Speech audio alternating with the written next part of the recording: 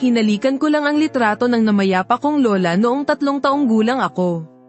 Tapos, hinailan na ako ni lolo papunta sa sementeryo para pumili ng mapapangasawa. Nandoon ang mga babaeng 100 taon ng patay mula pa sa panahon ng Republika. Pati na rin ang mga magagandang kabit ng mga hari at general mula sa mga nakalipas na panahon. Aba, kahit nga ang tanyag na si Empress Dowager Cixi, nag-aagawan pa silang tawagin akong asawa nila. Pero dahil bata pa ako, hindi ko man lang sila pinansin. Sa halip, tumakbo ako papunta sa isang pulang kabaong na walang pangalan. At tinawag itong asawa ko. Nangyari lang ito dahil noong ipinanganak ako 3 taon na ang nakararaan, may nagpakitang kakaibang palatandaan sa langit. At pinalibutan ng buong baryo namin ng mga engkanto at espiritu na wala man lang makadaan. Sabi ng albularyo ng baryo naming si Jow na Baliw, ang tawag daw rito ay ang pag-aalay ng sanggol mula sa kabilang buhay. At ang pagsalubong ng mga engkanto sa kasal. Isa raw ako sa milyon-milyong pinagkalooban ng swerte na maging isang tanyag na pantas. Pero dahil din doon, nakatadhana raw na mapuno ng mga sakuna at pagsubok ang buong buhay ko. Pag-aagawan daw ako ng kung ano-anong demonyo at engkanto para saniban nila. At ang unang sakuna ko, darating pagsapit ko ng 3 taong gulang. Walang sino mang ordinaryong tao ang makakapagligtas sa akin. Kaya kailangan daw humanap ng hindi tao para protektahan ako. Gulat na gulat ang pamilya ko nang marinig nila ito. Kaya pumayag na lang sila na isara muna ni Jow na Baliw ang kamalayan ko. At kapag sumapit na ang 3 kaarawan ko, tsaka na lang niya ako isasama papunta sa sementeryo para mamanhikan sa mapapangasawa ko. Dahil dyan, naging parang tanga ako sa loob ng buong 3 taon. Sa wakas, dumating din ang araw ng 3 kaarawan ko. Maaga pa lang, pumunta na si Jow na Baliw sa bahay namin. Hinawakan niya ang kamay ko at naglakad kami papunta sa sementeryo ng Bundok Chinkyu. Nang makita nila ito, nagmamadaling sumunod sina tatay at lolo dala ang mga pamanhikan. Narinig kong pinag-uusapan ng mga tao sa baryo, na ang mga nakalibing daw sa Bundok Chinkyu ay puro mga Diyos at kung ano-anong makapangyarihang nilalang. Kaya walang sino man ang naglalakas loob na ilibing ang pamilya nila sa tuktok ng bundok. Puro sa paanan lang ng bundok sila naghahanap ng magandang lupang paglilibingan. Pero, pinangunahan kami ni Jow na Baliw na maglakad pataas patungo sa mismong tuktok. Kinakabahang napakumpas ng kamay ang tatay ko. Tiyong Jow, hindi naman siguro tayo aakyat sa tuktok, di ba? Lugar yun ng mga Diyos. Wala pang naglalakas loob na umakyat doon. Nang marinig ito, pag-alit na sumigaw si Jow na Baliw. Pupunta tayo doon para makipagkasundo sa kasal. Ano bang kinatatakot mo dyan? Hindi nagtagal, nakarating din ang grupo namin sa tuktok ng bundok. At doon, nakita namin na sobrang iba ng hitsura nito kaysa sa sementeryo sa paanan. Pulos mga batong pinagpatong-patong ang ginawang libingan dito. At wala ni isa man lang ang may nakatayong lapida. Tumingin ang baliw na si Mang Jow kina tatay at lolo. Mula kaliwa pa kanan, mula itaas pa baba. Isa-isa kang lumuhad at yumuko sa kanila. At huwag na huwag kang may lalagpasan kahit isa. Pagkatapos, lumapit si lolo sa isang puntod na bato at inilapag ang lalagyan ng insenso. Naglabas siya ng 3 insenso at sinindihan ang mga ito. Binuhat naman ako ni tatay papunta sa tabi ng puntod. At bigla na lang niya akong sinipa sa tuhod. Kaya napaluhod agad ako sa lupa. Sa sumunod na segundo, nakita naming bigla na lang naputol sa gitna ang 3 insenso. Nang makita ito ng baliw na si Mang Jow, dali-dali siyang tumakbo palapit at mabilis na gumawa ng hand seal. Pagkatapos ay yumuko siya at nagbigay galang. Binibini, patawad po sa abala. Pagkasabi noon, binuhat niya ako patungo sa pangalawang puntod. Mabilis namang sumunod si tatay habang daladala ang mga alay. Tiyo Jow, ano po bang nangyayari? Ibinaba ako ni Mang Jow sa harap ng puntod.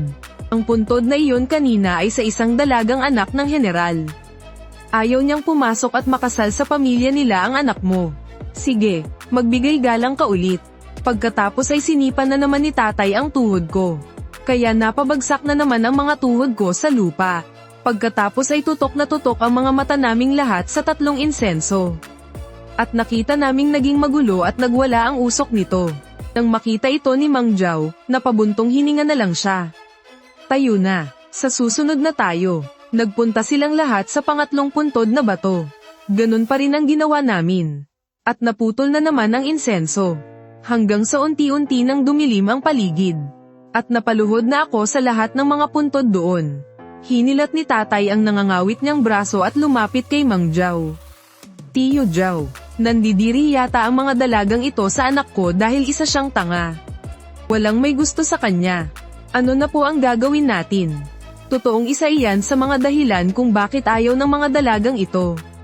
Pero ang mas mabigat na dahilan, napag-initan na ng 1,000 taong gulang na halimaw ang batang ito. Kaya walang gustong madamay. Habang sinasabi iyon, muling nagkwenta sa kanyang mga daliri si Baliw na Jiao. Nakakapagtaka naman talaga. Kung tutuusin, may pulang tadhana ang batang ito. Siguradong may isang makapangyarihang nilalang na tutulong sa kanya. Pero bakit parang walang gustong tumulong? Pagkasabi nito, tumingin siya sa lolo ko. Tandang Han, tawagin mo nga rito ang apo mo. Babasahin ko ulit ang kapalaran niya. Pagkatapos magsalita, lumingon silang tatlo sa mga libingang bato sa likuran nila. At napansin kanina pa pala ako nawawala. Sa sobrang pag-aalala, napahampas sa hita ang lolo ko. Nasaan na ang apo ko? Nagmamadaling tumayo ang tatlo at naghanap sa paligid. Sa huli, natagpuan nila ang isang malaking itim na kuweba sa gilid ng bangin. Sa mga oras na iyon, nakatayo ako sa harap ng kuweba habang baliw na nakangiti. Biglang umihip ang isang nakakapanindig balahibong hangin. Napanginig sa takot ang tatay ko. Diyos ko po, sinasapian ba siya? Anong gagawin natin, Tiyo Jiao? Bumigkas ka na ng orasayon, bilis. Tiningnan ni Baliw na Jiao ang tatay ko nang may pandidiri. Orasayon mo mukha mo. Ang duwag mo naman. Lapitan natin at tingnan. Bakit parang libingan yata ang nandyan ah? Habang sinasabi iyon, naunang maglakad palapit si Baliw na Jiao. Ngunit sakto sa pagkakataong iyon, ang kaninang nakangiting ako ay biglang lumingon. Na may nakakakilabot na kislap sa mga mata. Tumitig ako ng diretso kay Baliw na Jiao. Pagkakita nito, biglang namutla si Baliw na Jiao. Palihim siyang kumuha ng anteng-anteng gamit ang kanang kamay niya sa likuran. Maaari ko bang malaman kung sino ka? Bakit ka sumanib sa katawan ng batang ito? Pwede nating pag-usapan ng maayos kung ano man ang kailangan mo. Kasabay nito, lumabas mula sa bibig ko ang isang malamig na boses ng babae. Akin na ang batang ito. Paghain niyo ako ng alay. Nang marinig ito ni Baliw na Jiao, seryoso siyang tumitig sa akin. Sino ka ba talaga? Hindi ko basta-basta ibibigay ang batang ito sa isang nilalang na hindi ko kilala. Habang nagsasalita, balot ng tensyon ang buong katawan ni Baliw na Jiao. At mahigpit na mahigpit ang hawak ng kanyang kanang kamay sa anteng-anteng. Muling umalingaw-ngaw ang malamig na boses ng babaeng iyon. Sa buong bundok na ito maliban sa akin, wala nang ibang makapagliligtas sa batang iyan.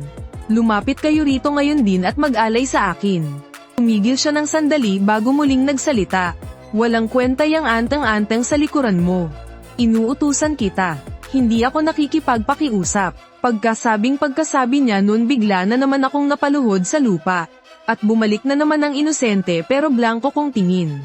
Nang makita ito napabuntong hininga na lang sa kawalan ng pag-asa si Baliw na Jiao. Itinago niya ang hawak niyang papel na pangontra. Ginamit niya ang mga daliri para kalkulahin ang tamang oras. Wala na tayong ibang magagawa. Darating na rin agad ang mga nilalang na yun.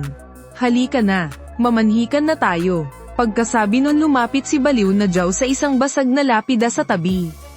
Pagkakita lang niya sa natitirang kalahating letra na nakaukit doon.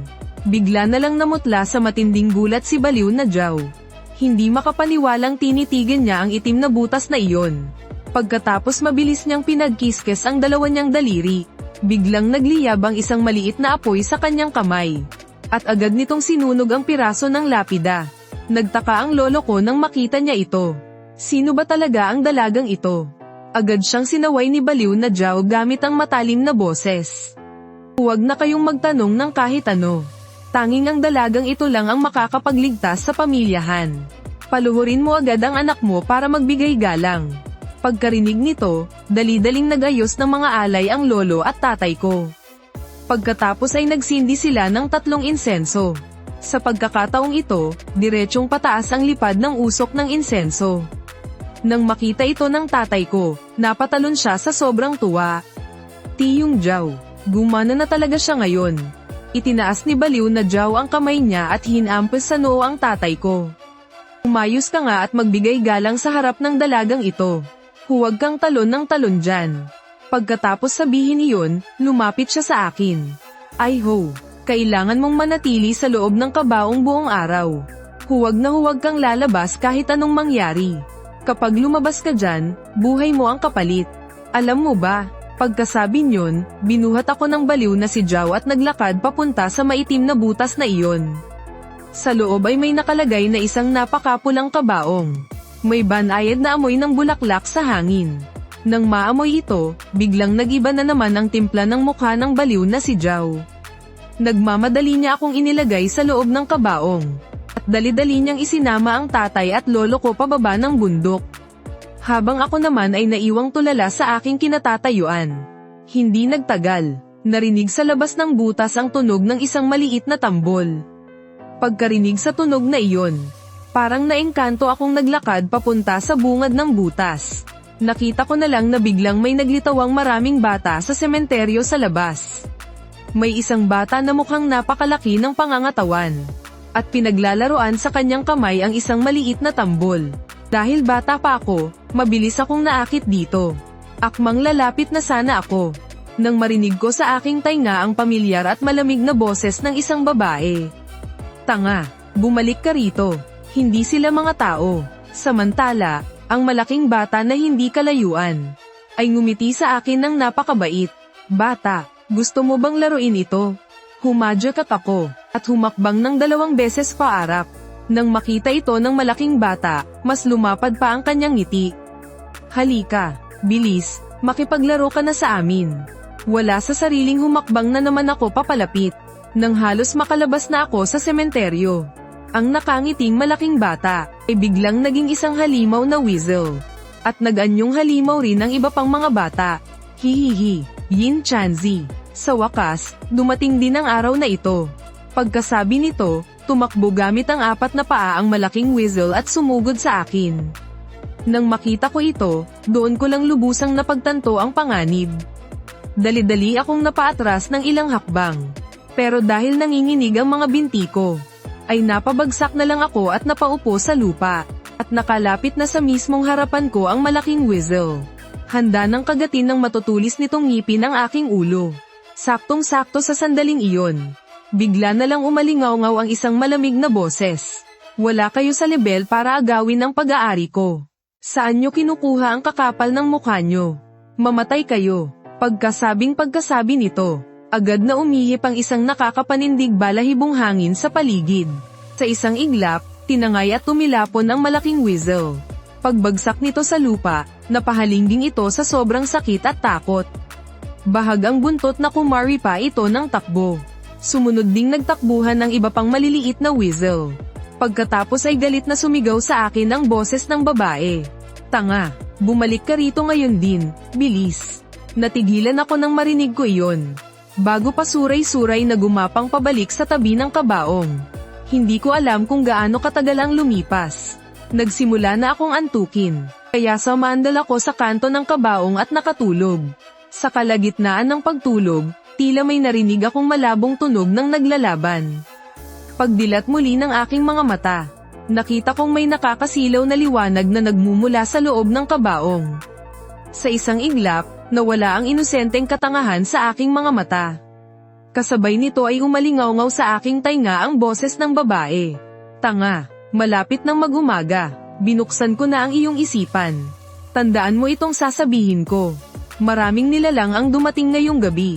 Pero iniligpit ko na silang lahat, kaya lang masyado akong nanghina. At hindi na muna ako makakakilos sa susunod na ilang taon. May isang libro sa ilalim ko. Kunin mo at basahin. Huwag na huwag mo itong ipapakita sa kahit na sino. Kinakabahan akong lumapit sa kanya. Ayos ka lang ba? Naging seryoso at istrikto ang boses ng babaeng bangkay. Huwag kang magsalita, wala na akong oras. Basta't matutunan mo ang nilalaman ng aklat na iyan. Ligtas kang aabot sa 18 mong kaarawan. Kung may hindi ka maintindihan, magpatulong ka sa ermitan yung nakita mo kagabi. Sa mismong araw ng 18 mong kaarawan buhayin mo ako. Naguguluhan akong napakamot sa aking ulo. Anong muling mabubuhay? Paano mabubuhay muli? Pero nakakabinging katahimikan lang ang isinagot sa akin. Sakto naman noong sandaling iyon. Narinig ko ang boses ni Lolo mula sa labas. Agad kong dinampot ang lumang libro at tumakbo palabas ng kuweba. Nang makita ni Lolo na bumalik na ang katinoan ko, dali-dali siyang tumakbo palapit at mahigpit akong niyakap. Napangiti rin sa likuran niya ang baliw na si Zhao nang may ginhawa. Ngayon, pwede na nga talaga siyang tawaging henyo ng 1,000 taon. Pag-uwi namin sa bahay, binuklat ko ang lumang libro. Ang nilalaman ng libro ay puro tungkol sa panghuhula ng kapalaran. Habang mas lumalalim ang pag-intindi ko sa nilalaman nito, unti-unti ko ring naintindihan na binuksan ng babaeng bangkay ang isipan ko. Para lang pala aralin ko ang unang bahagi ng lumang librong ito na ibinigay niya. Sa sumunod na 15 taon, nag-aaral ako habang patuloy na iniisip kung sino ba talaga ang babaeng bangkay na iyon. Kahit na pakiramdam ko ay isang kalokohan ang sinabi niyang muling pagkabuhay. Pero dahil iniligtas niya ang buhay ko, kahit gaano pa man iyan kahirap, tutulungan ko siyang mabuhay muli. Dumating din sa wakas ang araw ng aking 18 kaarawan. Maaga akong pumunta sa tabi ng pulang kabaong na iyon. Nang makita ko siyang muli, hindi ko maiwasang kabahan ng bahagya. Sa bagay, noong bata pa ako ay hindi ko naman naiintindihan kung ano ang kasal. Pero ngayon, alam ko na. Nag-atubili ako ng 2.5 minuto. Hanggang sa tila ba nakabuo na ako ng isang desisyon. Binibini. Lumipas na ang 15 taon. Nandito na ako para tuparin ang usapan natin. Pagkatapos noon, umalingaw sa aking tainga ang boses ng babaeng bangkay. Kahit na sinalo ko ang kamalasan mo 15 taon na ang nakararaan, tinamaan ka pa rin ng masamang mahika ng weasel na iyon. May isang Pile Doris sa loob ng aking kabaong. Kunin mo iyon at inumin mo. Tumango ako, at agad na ipinasok ang aking kamay sa loob ng pulang kabaong. Pero ang unang bagay na nahawakan ko, ay isang maliit at malambot na paa na kasya lang sa aking palad. At hindi ko sinasadyang napisil ito ng bahagya. Biglang umalingaw ang isang napakalamig na boses. Saan ka ba nakahawak, ha? Sa sobrang gulat ko sa boses na iyon, halos mapatalon ako sa takot. Wala akong nagawa kundi ang ngumiti ng alanganin. Hahanapin ko lang ulit. Pagkasabi ko noon, dahan-dahan kong kinapaulit pa itaas ang kamay ko. At ayun nga, may nakapa akong isang maliit na tableta. Kaya naman, medyo nanghihinayang kong ini-atres ang kamay ko. Pagkatapos ay inilapit ko ang tableta sa ilong ko at inamoy-amoy ito. Mayroon itong banayad na amoy ng vanilya, na may halo pang kakaibang halimuyak mula sa babaeng bangkay na ito. Pagkakita nito, biglang nagalit ang babaeng bangkay. Anong inaamoy-amoy mo riyan? Maniyak ka ba? Bakas ang matinding pagkalito sa mukha ko. Inaamoy ko lang naman tong gamot, anong masama roon? Pagkasabi ko nito, bigla na lang damapo ang isang malutong na sampal sa pisngi ko. Tapos ay nakaramdam ako ng matinding kirot. Napahawak ako sa mukha ko, at pakiramdam ko ay pang-api ako. Iinumin ko na nga ngayon, okay na ba? Kailangan ba talagang magalit ng ganyan? Matapos kong sabihin yun, wala akong nagawa kundi lunukin ang gamot ng buo. Pagkalunok ko, bigla kong naramdaman na gamaan at lumino ang buong pakiramdam ng katawan ko. Nang sandaling iyon, muling nagsalita ang babaeng bangkay. Ngayon ikaw naman ang dapat tumupad sa usapan. Kung gusto mo akong mabuhay muli, kailangan mong sundin ang 3 kondisyon. At dapat matapos mo ang lahat ng ito ngayong gabi. Dahil kapag lumipas ang araw na ito, kakailanganin mong maghintay ng 15 taon. Pagkarinig doon, bigla akong kinabahan at pananghinaan ng loob. Kung hindi ko magagawa ngayon, maghihintay pa ako ng 15 taon. E di halos 40 anyos na ko noon. Hindi ko inakalang ganito pala kahirap ang mga kondisyon para buhayin ang babaeng bangkay na to. Kaya naman naisipan ko nang umatras. Paano kung humanap ka na lang kaya ng iba? Wala naman kasi akong alam gawin, baka mamaya makasagabal pa ko sa mga plano mo. At ako pa ang maging masama. Nang marinig niya ang sinabi ko, Walang emosyong sumagot ang babaeng bangkay. Isang buong siklo ng reinkarnasyon na kitang hinintay. Kaya wala nang kaso sa akin kung maghintay man ako ng isa pang 15 taon. Basta gawin mo lang ang makakaya mo. Kahit nakalmado ang tono niya, bakas pa rin sa boses niya ang kaunting lungkot. Bigla kong nahagip ang isang mahalagang salita. Tinanong ko ang babaeng bangkay. Anong ibig mong sabihin hinintay mo ako ng isang buong ikot ng buhay? Hindi sumagot ang babaeng bangkay. Sa halip, sinabi niya agad ang unang kondisyon. Kailangan ko ng halamang singaw ng kabaong. Nguyain mo ito bago mo aipakin sa akin. Kapag nagawa mo na yan, saka ko sasabihin sa iyo ang susunod. Nang marinig kong kailangan kong kumuha ng halamang singaw ng kabaong, natulala ako. Ang bagay na ito, ay tumutubo lang sa mga bangkay ng mayayaman noong unang panahon. Tsaka, sobrang lamig ng bagay na yun. Hindi pwedeng maarawan. Kailangang panatilihin itong nakasubo sa bibig. Halatang hindi ko to kaya ng mag-isa. Kailangan ko yatang bumaba ng bundok. Dahil doon, nagmamadali akong bumalik sa baryo. Para hanapin ang matalik kong kaibigan na si Erpang. Pero pagpasok ko sa baryo, may napansin akong kakaiba. Nakakatakot ang katahimikan doon. Wala man lang akong marinig na ingay ng mga batang naglalaro na madalas naroon. Kinabahan ako bigla. Dali-dali akong umuwi para tingnan kung anong nangyayari. Pero kahit anino ni na lolo at tatay, wala sa bahay. Ilang beses akong sumigaw sa loob. Pero walang sumasagot. Hapon na rin. Kaya pinuntahan ko na lang muna si Erpang para tingnan kung nandoon siya. Kakarating ko pa lang sa tapat ng bahay nila. Nang may marinig akong kakaibang sigaw niya mula sa loob. Anong klaseng halimaw ka? Ang lakas ng loob mong maghasik ng lagim sa harap ko, ang ikatlong prinsipe ng hari ng mga dragon. Pagkatapos noon, sumunod ang takot na sigaw ni Erpang. Anak ng Tokwa, bakit ka nangangagat? Tulong. Kinakagat ng pesteng to ang mahal na prinsipe. Naku po, masama to, naisip ko. Siniipa ko pabukas ang pinto at mabilis na pumasok sa loob. Tumambad sa akin ang isang halimaw na hindi mo malaman kung tao ba o aso. Hinahabol nito si Erpang sa buong bakuran. Naging zombie na ang bangkay na to. Dali-dali kong kinuha sa bulsa ko ang isang antang-antang na papel. At inihagis ko ito ng malakas. Sa isang iglap, biglang naglabas ng nakakapasong gintong liwanag ang papel. At dumiretso ito mismo sa mukha ng zombie. Kasabay nito, nang akala ni Erpang nakatapusan na niya. Napansin niyang buhay pa siya at walang kahit anong gallows. Lumingon si Erpang para tingnan ang nangyari. At nakita niyang nakatayo lang at hindi na makagalaw ang zombie. Pagkakita rito, nakahinga siya ng maluwag. Lumingon siya sa akin. Tian Gang, ano ba tong nangyayari? Isa yang bangkay na nabuhay. Hindi ko alam kung anong nangyayari sa nayon natin. Pero hayaan mo muna yan. Kailangan ko ang tulong mo ngayon din. Sumama ka sa akin paakyat ng bundok. Pagkasabi nun, hinatak ko ang kamay niya at nagmamadaling tumakbo papunta sa likod ng bundok. Sa daan, marami kaming nakasalubong na mga zombie. Pero ewan ko ba, kahit saan kami magpunta, basta may hamarang na zombie sa dinadaanan namin. Bigla na lang silang pinapatay ng isang malaking puting daga. Pero wala na akong oras para isipin pa yun. Agad akong nagdasal at nagchant ng orasayon. Para hanapin ang bakas ng kabute sa kabaong. Hindi nagtagal, nalaman ko. Nasa sementeryo pala ng mga ninuno ni Lola Wang makikita ang hinahanap ko. Nanlaki ang mga mata ko sa tuwa. At dali-dali kong hinayla si Erpang papunta doon. Inilabas ko ang pang-detect ko at sinuri ang bawat puntod.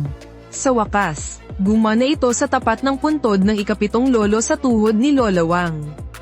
Una, nagsindi ako ng mga kandila sa paligid ng puntod. Pagkatapos, naglabas ako ng pala at inabot ito kay Erpang. Maghali-halili tayo. Ang isa, maghuhukay. Ang isa naman, magbabantay sa paligid. Kapag may kakaiba kang napansin, sumigaw ka kaagad. Maliwanag ba? Pagkarinig doon, napangangan na lang si Erpang at hindi makapaniwalang tumingin sa akin. Anong sabi mo? Paghuhukay ng puntod. Tiyangang, ayos ka lang ba? Hindi ko pwedeng sabihin sa kanya ang totoo. Kailangan ko na lang gumawa ng palusot. Nang maisip ko yun, bahagya akong napangiti. Wala. Bakit ba? Baka naman natatakot ka na. Pagkarinig nito, biglang nag-init ang ulo ni Erpang. Anong pinagsasasabi mo? Tiyangang, huwag mong sabihing iniisip mo talagang duwag ako. Agad akong tumango. Ano pa nga ba? Sige. Ipapakita ko sa'yo kung ano ang tunay na matapang. Ikaw na ang magbantay. Ako na ang maghuhukay. Pagkasabi nito, mahigpit na hinawakan ni Erpang ang pala at malakas na ibinaon sa lupa. Tinapak ko ang balikat ni Erpang. At lumakad papunta sa bandang labas ng puntod. Tiningnan ko ang bundok ng Chinkyu habang unti-unti na itong nababalot ng dilim. Bigla kong naramdaman na parang may nakatitig sa akin. Dahilan para bumilis ang tibok ng puso ko sa sobrang kaba. Agad kong hinawakan ng mahigpit ang antang-antang ko. Sakto sa sandaling iyon, napasigaw sa gulat si Erpang sa likuran ko. Anak Yuro, ano ba tong bagay na to? Mabilis akong lumingon para tingnan. At nakita kong wala namang ibang bagay sa likod ko kundi si Erpang. Kaya binalik ko na lang sa bulsa ko ang antang-antang. Sira ulo ka ba? Ginulat mo ko, muntik ko nang may hagis tong antang-antang Nag-iisa lang to. Hindi ako pinansin ni Erpang. Sa halip, yumuko siya at may pinulot na kung ano. Tiyangang, tingnan mo to, ginto ba to?